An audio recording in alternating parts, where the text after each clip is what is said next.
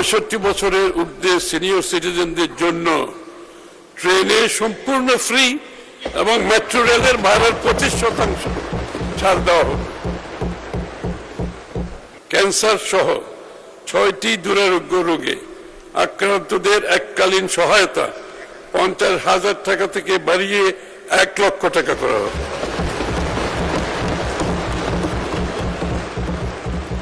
সাধারণ মুক্তিযোদ্ধাদের মাসিক সম্মানিক 20,000 টাকা অপরিবর্তিত থাকবে।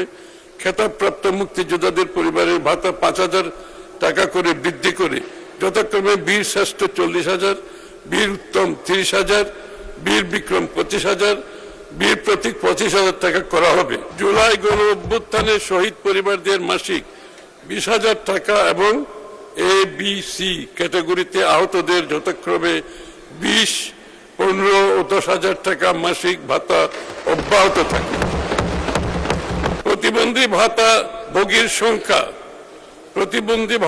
সংখ্যা 48 লক্ষে বাড়ানো হবে এবং মাসিক ভাতা 1,000 টাকা করা হবে। প্রতিবন্ধী শিক্ষার্থী ভাতার সংখ্যা 1 লক্ষে উন্নীত করা হবে।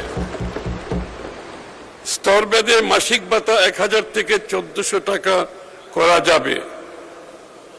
মা ও শিশু সহায়তা কর্মসূচির আওতায় 18.95 লক্ষ 18.95 লক্ষ আবার বলছি, মা ও শিশু সহায়তা কর্মসূচির আওতায় 18.95 লক্ষ মা ও শিশুকে মাসে 850 টাকা দেওয়া হবে।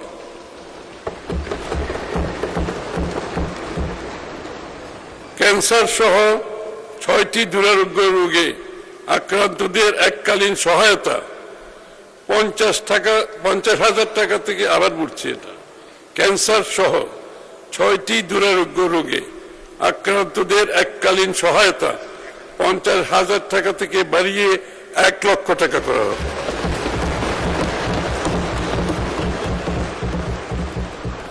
বেসরকারি কর্মীদের জন্য সর্বজনীন পেনশন ফান্ডের আওতায় অবসর গ্রহণকালে মোট অর্থের 30% গ্র্যাচুইটি হিসাবে প্রদানের সিদ্ধান্ত নেওয়া হয়েছে। সাধারণ মুক্তিযোদ্ধাদের মাসিক সম্মানিক 20,000 টাকা অপরিবর্তিত থাকবে। খেতাবপ্রাপ্ত মুক্তিযোদ্ধাদের পরিবারের ভাতা 5,000 টাকা করে বৃদ্ধি করে যথাক্রমে বীর শ্রেষ্ঠ 40,000, বীর উত্তম 30,000, বীর বিক্রম 25,000, বীর প্রতীক 25,000 টাকা করা হবে।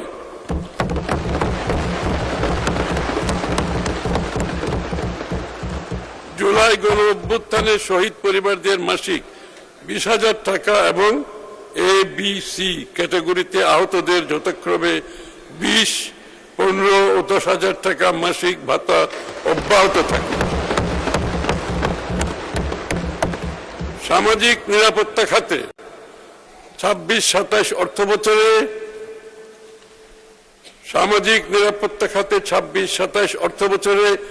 1,46,338 কোটি টাকা বরাদ্দের প্রস্তাব করছে।